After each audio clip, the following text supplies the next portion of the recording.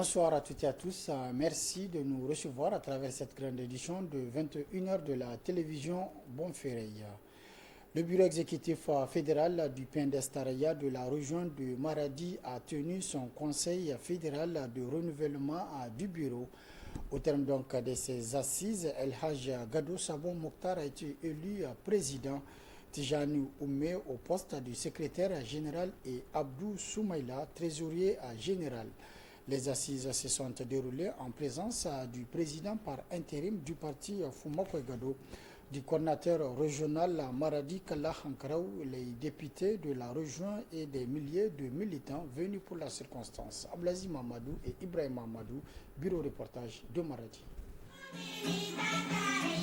Après Difa, Dosso, Tawa et Zander, c'est au tour de la région de Maradi d'accueillir le président par intérim du PNDS Taraya, Fumako Gado, pour assister au renouvellement du bureau exécutif fédéral chargé d'animer la vie politique du PNDS dans la région et ce, conformément à la décision du comité exécutif national du 24 juillet dernier. Dans 4 mois, nous commémorons la date anniversaire de l'accession du camarade Bazoum à la magistrature suprême. Au cours de cette période de 2 ans, notre pays a connu des progrès dans tous les domaines, en particulier dans la lutte contre le terrorisme, indéniablement, et la criminalité. Les réformes dans le secteur de l'éducation, l'expansion de l'industrie pétrolière, l'hydraulique, la lutte contre la corruption, etc. Nous sommes fiers des succès engrangés et nous renouvelons notre soutien résolu au président de la République et au gouvernement. Le PNDS Taraya Maradi, ses premiers aux dernières élections présidentielles, premier aux législatives avec 14 députés sur les 32 que compte Maradi, premier en termes de conseillers régionaux, 17 sur 41, premier également en termes du nombre de conseillers municipaux et de maires élus. Le président par intérim décline ce message à Maradi. Ces résultats fort encourageants cachent cependant des zones de faiblesse qu'il faut corriger, tout en consolidant les acquis. Nous ne devons point nous endormir sur nos lauriers, car si certes nous sommes sur une courbe ascendante, nous ne sommes pas encore parvenus au sommet de la pyramide. L'objectif est de l'atteindre prochainement. Nous devons nous en donner les moyens. Et parmi ces moyens, la cohésion et l'unité du parti demeureront et resteront toujours les plus dominants et les plus indispensables. Notre parti, le PNDS Taraya, comme d'habitude, tiendra tous les conseils fédéraux sans heurts et le congrès de décembre prochain dans l'unité et la cohésion la plus parfaite, plaise à Dieu. Les participants au Conseil fédéral du PNDS Taraya de Maradi ont formulé plusieurs résolutions et recommandations sur la sécurité et l'éducation au Niger. Les participants au Conseil fédéral du PNDS Taraya de Maradi se félicitent des succès engrangés ces derniers mois, se traduisant par une réduction significative des attaques terroristes dans la région du Difa, dans le Difa communautaire et dans la zone nord-ouest. Félicite le président de la République et le gouvernement pour leur souci constant d'assurer la paix et la sécurité de notre pays, notamment en dotant les forces de défense et de sécurité des moyens adéquats leur permettant de faire face à l'ennemi avec professionnalisme. Exprime toutes leurs satisfactions face à la constance du président de la République dans sa volonté et son engagement à juguler les maux qui entravent l'éclosion du système éducatif nigérien. 2. Encourage le gouvernement à poursuivre les actions fortement engagées visant à faire de l'école nigérienne un lieu d'apprentissage de qualité au service du développement du Niger. La région de Maradi a pris conscience de l'importance de la cohésion, de l'importance de l'unité.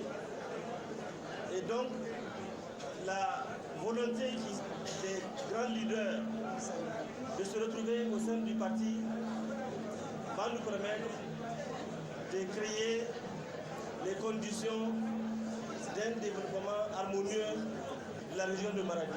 Au terme de ces assises, El Hadji Gadou Sabo Mokhtar a été réélu au poste de président du bureau exécutif fédéral PNDS de Maradi, Tijani Oumé, secrétaire général, et Abdou Soumaïla, trésorier général.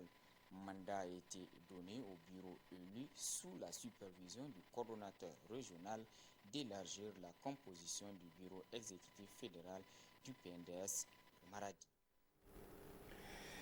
La maison du paysan de Morgoubéné, c'est dans le département de Boboy, abrite depuis ce matin la foire d'exposition vente des semences maraîchères, une initiative qui rentre dans le cadre du programme d'urgence de l'ONG Suisse Aide Niger, qui vise également à promouvoir le développement agricole et la résilience de la population. Le compte rendu avec Youssouf Haïdara et Abdoulaye Sène.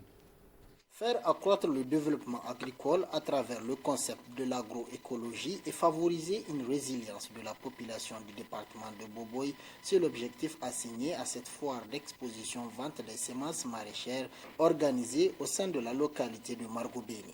L'initiative émane de l'ONG internationale Suisse Aide Niger en collaboration avec plusieurs de ses partenaires comme le REGIA. L'année 2022 a été particulièrement difficile au Niger pour les paysans. C'est à ce titre que Suisse Aide a apporté son soutien aux populations des départements du Boboy, de Dogondouti et de Kolo à travers 2 programmes d'urgence totalisant une aide de plus de 800 millions de francs CFA, soit à peu près 1,3 million de francs suisses.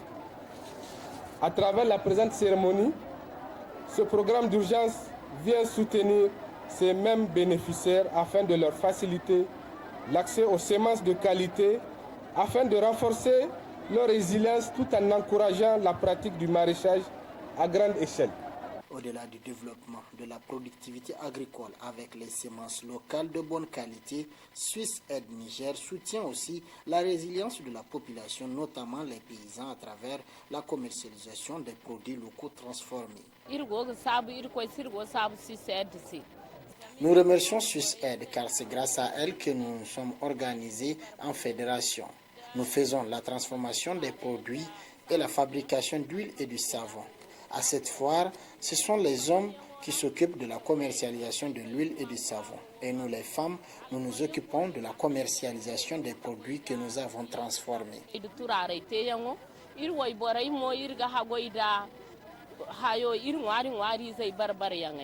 Pour le parrain de la foire, le président du CESOC, les producteurs doivent être formés sur le concept de l'agroécologie qui constitue de nos jours l'avenir de l'agriculture. Combien de fois avons-nous assisté à des situations déplorables où, par méconnaissance de certaines réalités liées à la manipulation génétique des semences hybrides, nos paysans ressèment les graines de seconde génération de la semence hybride. L'agroécologie, comme technique de production, constitue le second thème de la présente foire. Cette approche de plus en plus mise en valeur à travers le monde et qui n'est autre qu'une technique de production respectueuse de l'environnement et de l'écologie sera très certainement l'avenir de l'agriculture dans notre espace sahélien.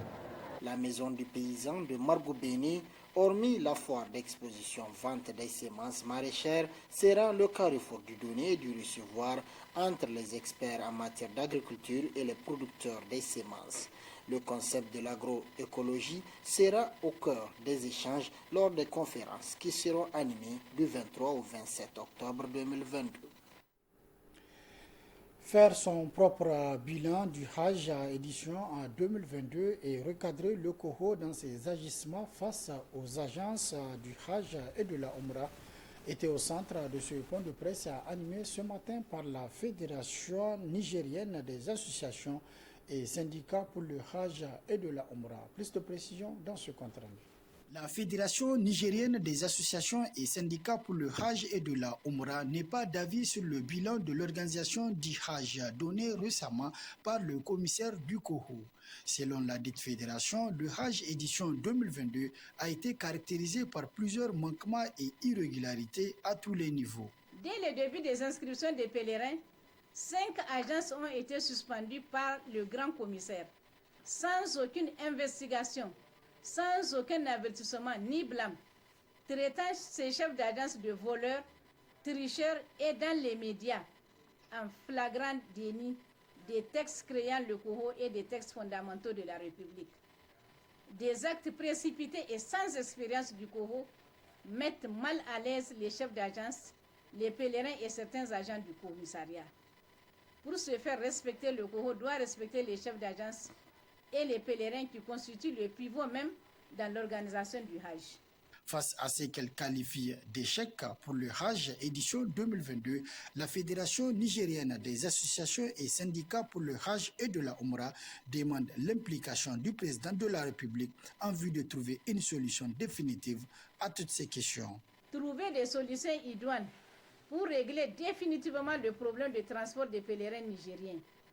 Accepter le libre choix de convoyage des pèlerins en vol charter ou en vol régulier, ligne internationale.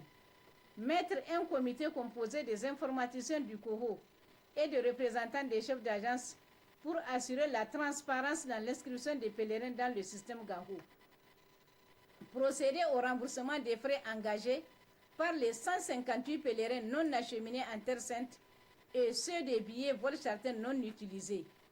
Procéder au remboursement des 480 millions de francs que le COHO doit verser aux chefs d'agence après l'inspection des finances de 2020. Faire annuler la suspension illégale des agences concernées. Annuler les frais de renouvellement de nos agréments. Dans ce point de presse livré pour la circonstance, le regroupement des agences et syndicats pour le Hajj et de la Oumra a évoqué plusieurs sujets, des préparatifs du Hajj aux quotas octroyés au Niger, en passant de la gestion du système GAO au choix de l'avionneur, le transfert des frais de prestation ainsi qu'au séjour de Mina. À tous ces niveaux, des manquements et insuffisances ont été relevés par la Fédération. La Fédération demande également au président de la République la dépolitisation de l'institution le COHO, surtout en ce qui concerne le poste du commissaire. Autre aspect de cette édition, alors que la saison des pluies tire à sa fin, les inondations continuent de faire des dégâts. À la date du 21 octobre 2022, 195 morts ont été enregistrés par la Direction générale de la protection civile. Pour faire face aux catastrophes, le gouvernement adopte un projet de loi pour la prévention des risques et catastrophes. N'est-ce pas, Balmabrem? 195 personnes ont perdu la vie depuis le début de cette saison des pluies, a estimé la Direction générale de la protection civile, DGPC, dans son bulletin publié hier samedi 22 octobre 2022. 136 sont décédés à la suite de l'effondrement de leur maison et les 59 autres par noyade, précise le document. La région de Maradi reste la plus touchée avec 74 décès, suivi de Zander avec 64 cas, Dosso avec 27, Tawa 18 cas, Agadez 4 cas, Difa et Tilabiri 3 cas chacune. Niamey, la moins touchée, a enregistré 2 morts. On dénombre aussi 211 blessés. Ces inondations ont aussi fait 322 286 personnes sinistrées, issues de 40 062 ménages. Selon la DGPC, cette année, 35 276 maisons ont été détruites, ainsi que 1667 cases. On déplore également la perte de 14,5 tonnes de vivres. La publication de ce bulletin intervient au lendemain de l'adoption par le gouvernement d'un projet de loi déterminant les principes fondamentaux en matière de gestion des risques et catastrophes au Niger. À terme, selon le gouvernement, il met l'accent sur la prévention des risques et catastrophes. Cette publication intervient également alors que le Premier ministre Oumoud Mahamadou est parti à Difa pour réconforter la population avec la montée de l'eau de la Komadougou-Yobé qui a entraîné des dégâts sur les infrastructures et le déplacement des populations. Sur place, des solutions ont été trouvées selon Oumoudou Mahamadou. Il faut qu'on envisage la possibilité de faire le passage de l'eau pour qu'on puisse traverser le goudron. Donc il faut faire des ouvrages au niveau du goudron, notamment des ponts, puisque maintenant c'est devenu courant. Chaque fois l'eau traverse le goudron. Actuellement le goudron est bloqué. À ces endroits-là, il va falloir faire des ponts. Ensuite, la ville de Difa nécessite une véritable digue. Donc là également, en moyen terme, dans le cadre des projets, nous allons réaliser une digue de protection de la ville de Difa. Depuis 2012, le Niger est confronté à des inondations presque tous les ans, mais elles n'ont jamais eu une telle ampleur en termes de dégâts. En 2021, ce sont 75 personnes qui ont perdu la vie dans des inondations. Nouvelle prorogation de l'état d'urgence dans les régions de Difa et certains départements de Tawa et Tillabéri. C'est ce qui ressort du dernier conseil des ministres tenu le vendredi 20 octobre dernier. Reina Moussa pour les précisions. Trois projets de loi relatifs à la prorogation de l'état d'urgence ont été adoptés en conseil des ministres tenu le jeudi 20 octobre dernier. Le premier projet de loi concerne l'ensemble de la région de Difa et certains départements de Tawa et de Tillabéri. Il s'agit des départements de Tassara et de Tilia pour la région de Tawa ainsi que ceux de Walam, Ayeru, Bankilare, Abala, Bani-Bangou, Saï, Torodi, Tera et Tillabéri. Dans toutes ces localités, l'état d'urgence sera prorogé à compter du 3 novembre 2022 pour une durée de 3 mois. Le deuxième projet de loi qui prendra effet le 29 octobre 2022 sera également d'une durée de 3 mois, couvre le département de Filengue, région de Tillabéri. Les départements de Beleyara et de Kolo, région de Tillabéri, sont inclus dans le troisième projet de loi où l'état d'urgence sera de nouveau prorogé pour 3 mois à compter du 19 novembre 2022. Le gouvernement estime que la situation sécuritaire reste fragile dans ces régions, ce qui justifie la prorogation de l'état d'urgence dans ces zones. Ces mesures ont été prises en vue de mieux contrôler les localités proches du Nigeria et de la zone des 3 frontières, à savoir le Burkina Faso, le Mali et le Niger où sévissent des groupes armés non étatiques. Il faut noter que depuis 2015, la région de Difa est sous état d'urgence. Les départements des régions de Tawa et Tillabéri sont quant à eux sous état d'urgence depuis 2017. Au Front social, Michael Zodi paiera-t-il son activisme contre la présence des troupes françaises au Niger? En tout cas, dans une décision récente de l'ambassade de France au Niger, le leader du mouvement Tournons la page Niger se vit notifier la restriction de son sauf-conduit dans l'espace Shanghai. Alors, quelles sont les raisons d'un tel acte et quelle va être sa répercussion? Élément de réponse dans ce reportage signé Sidi Korno. C'est par lettre numéro 20 22 04 74 844 du 20 octobre 2022 que l'acteur de la société civile, Michael Zodi, s'est vu notifier la décision lui restreignant l'étendue de son pouvoir de circulation qui lui confère son sauf-conduit au sein de l'espace Schengen. N'ayant pas compris les raisons qui sous-tendent cette mesure, le leader du mouvement Tournons la page au Niger touche à son tour l'ambassade de la France au Niger, lieu de provenance de la dite mesure. Oui, effectivement, le 20 octobre passé, j'étais dans mon bureau quand j'ai reçu un courrier me notifiant que mon visa Shanghai qui devrait arriver en juin 2023 est annulé, donc sans raison. Je me suis posé des questions, je pensais que c'était une blague, mais il n'en était pas. Parce que j'ai écrit aussi pour demander les raisons. Jusque-là, je n'ai pas reçu mes tirs. Dans un journal français, Le Monde, j'ai entendu, j'ai vu et j'ai lu que l'ambassadeur disait que comme je ne pars pas régulièrement en France, donc c'est pour ça qu'ils ont décidé d'annuler mon visa. Si j'en ai envie d'aller, je peux venir encore chercher les conditions pour avoir le visa. Donc, après analyse, j'ai vu que ça ne tient pas la route. S'il n'a pas eu de réponse à sa question, Michael Sodi croit savoir pourquoi une telle mesure.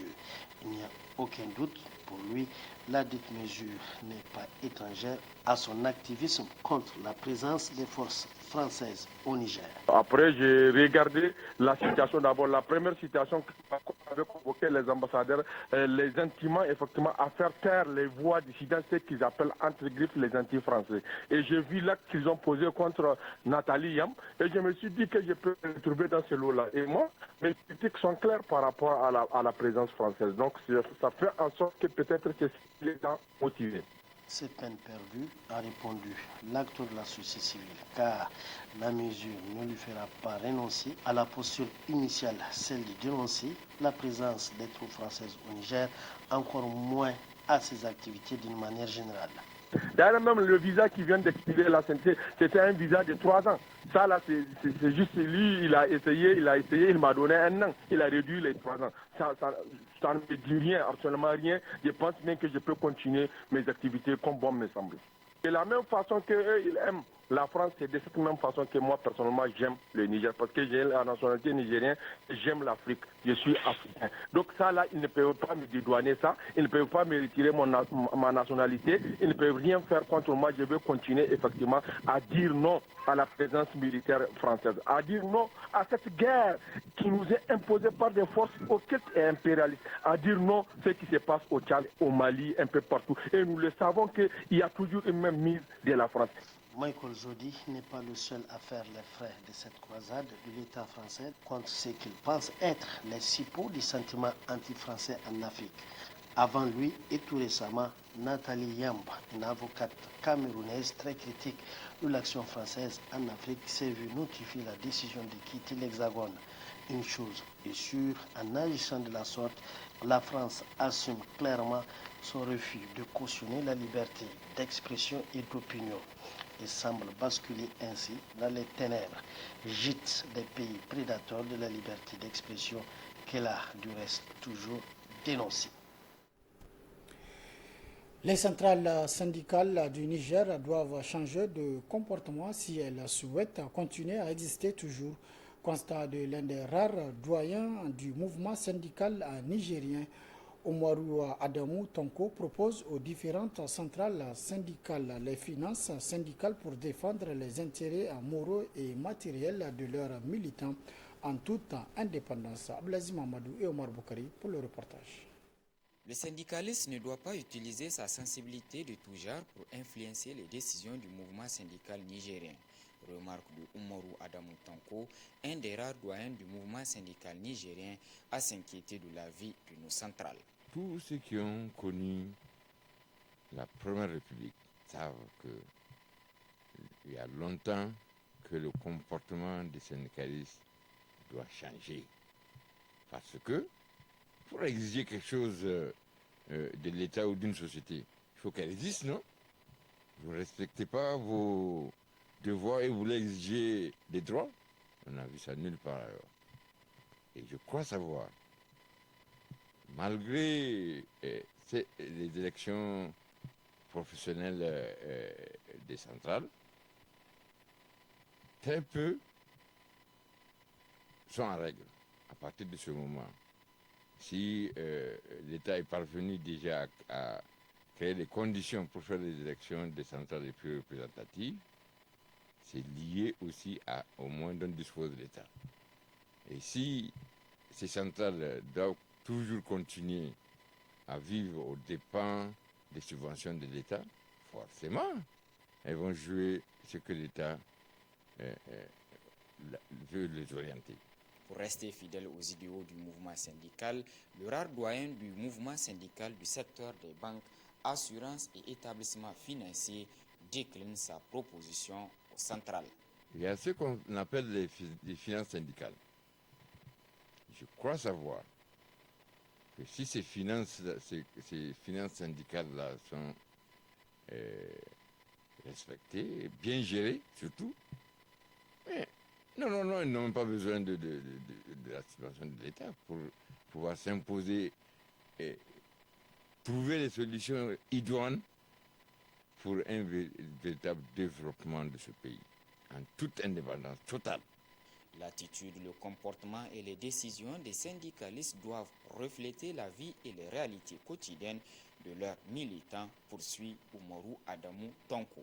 Lorsque, grâce à l'avènement de cette fameuse démocratie et multipartisme syndical, on savait très bien ce que le politique cherche.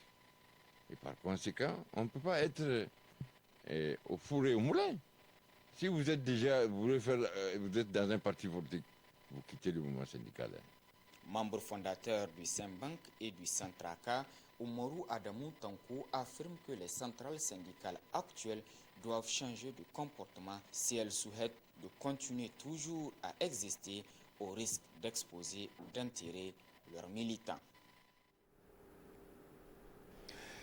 Place à présent à la rediffusion de votre rubrique La Une des journaux. C'est avec Sherifa Parizo et Mustafa Abdurrahman Zongoma. Très bonne réception. Au revoir.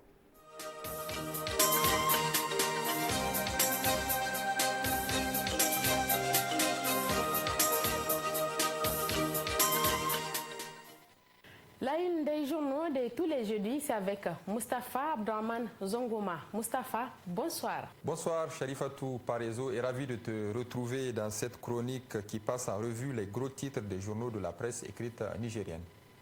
Cette semaine, c'est les procès des personnalités politiques détenues depuis mars 2021 à la suite des violences post-électorales qui fait la une. Oui, et à ce sujet, regardez cette une, c'est celle du journal Le Canard en Furie, numéro 299 du 17 octobre 2022, qui a plaqué en grand les photos de Issoufou Mahamadou et celles de Bazoum Mohamed pour insigner le régime de la Renaissance en dessous, le marteau et le petit maillet feu de bois du juge en bas, les photos des 3 des 4 principales personnalités politiques impliquées dans cette affaire. Il s'agit de Amma Amadou, Tahirou Garba et le général à la retraite Tchanga. Tous les 3 sont membres de la même formation politique, le Modern Falumana Africa, avec ce titre principal, en gros, une interrogation, Renaissance, acte 3, prisonnier politique, un héritage encombrant pour Bazoum. Et c'est le quotidien L'Enquêteur d'hier mercredi qui nous donne les détails de ce procès qui s'ouvrira dans quelques jours sous le titre Ouverture des assises au tribunal de grande instance de Niamey, violence post-électorale, l'heure de vérité pour Tchanga, Seydou Tahirou et Jibril Baré. Oui, Sherifatou Parezo, parmi les 31 affaires inscrites au rôle de la 5e session de la Chambre criminelle au titre de l'année 2022, une seule retient véritablement l'attention du public. Elle concerne Jibril Baré Mainasara, Moumouni Bourema Dichanga et Seydou Tahirou Mayaki, écrit le journal L'Enquêteur de cette semaine. Pour rappel, ces 3 personnalités politiques ont été arrêtées dans le sillage des violences post-électorales de février 2021.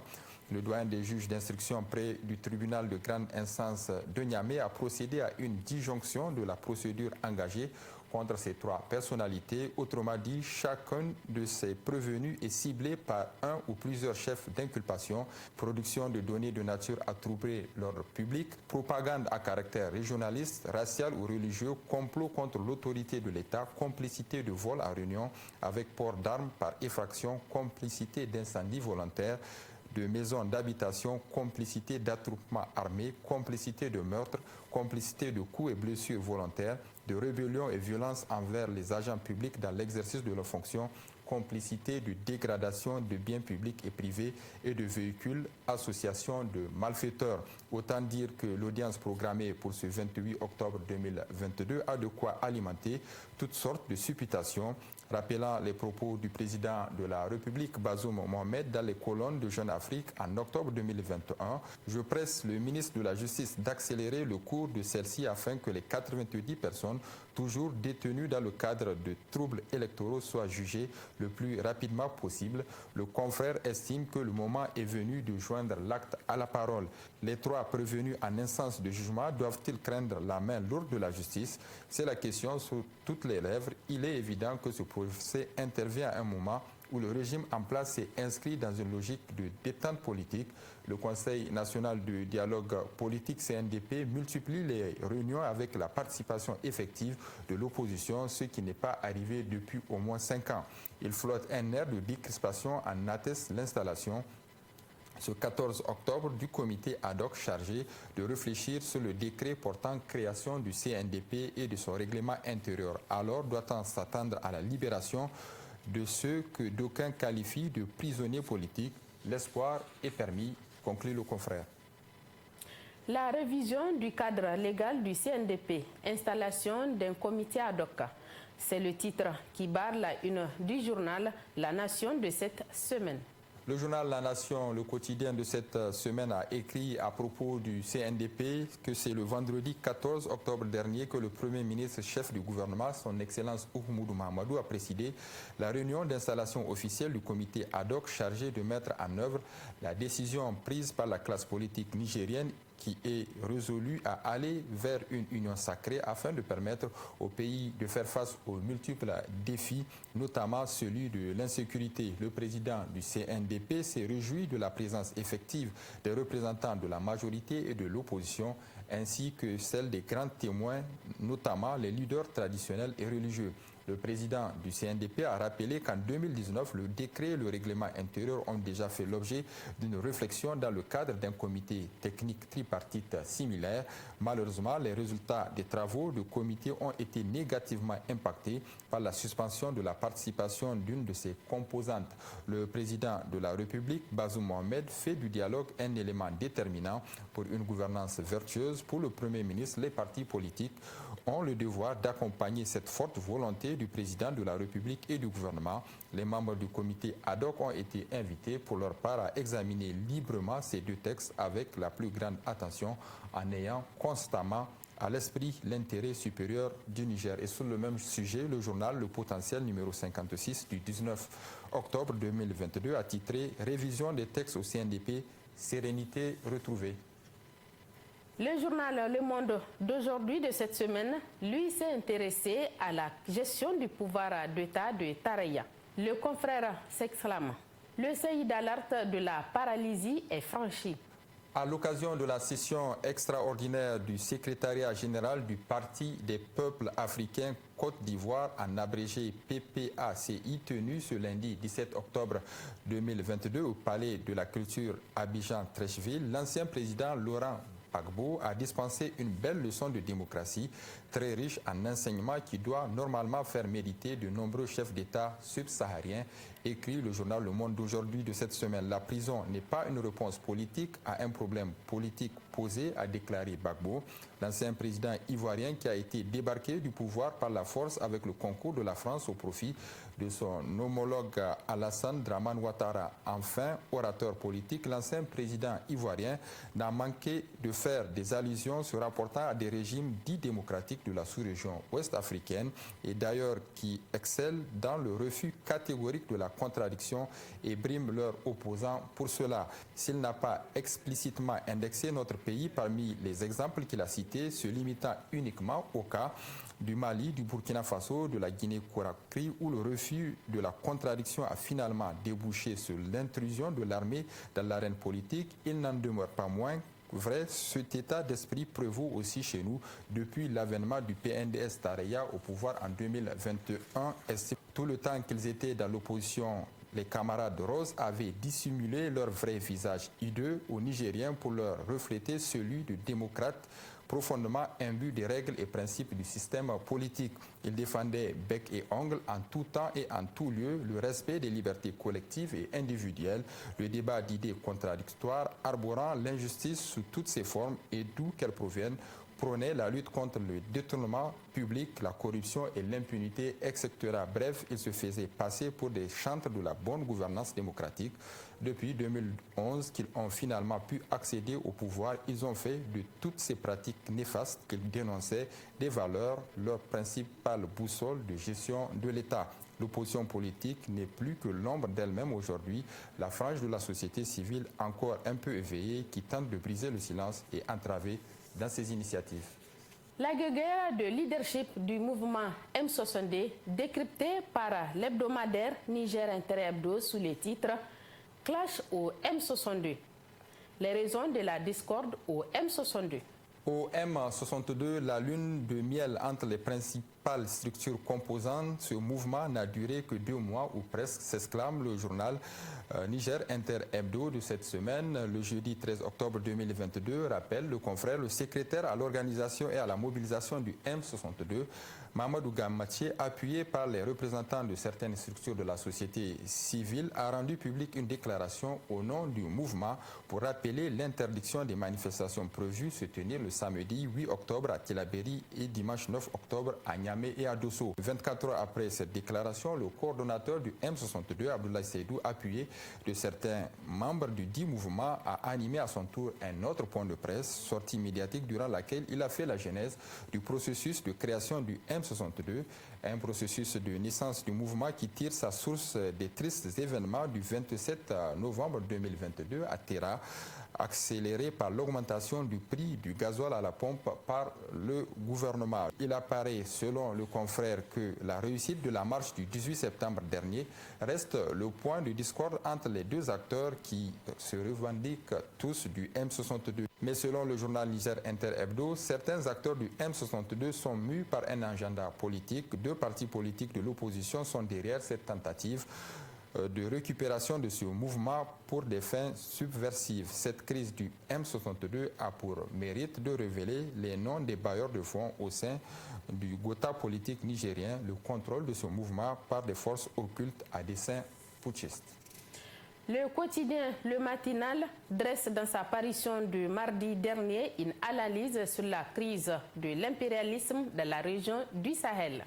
Oui, Charifatou Parezo, en moins de 2 ans, la région ouest africaine est en train de devenir une zone d'influence de la Russie aux grandes dames des Occidentaux, écrit dans son analyse le journal quotidien Le Matinal. La jeunesse africaine, très séduite par les offensives de la Russie en Syrie et tout récemment avec l'invasion de l'Ukraine, voit désormais en Poutine comme le messie tant attendu pour libérer le monde du joug de l'impérialisme occidental. Un tel enthousiasme est très loin de s'estomper.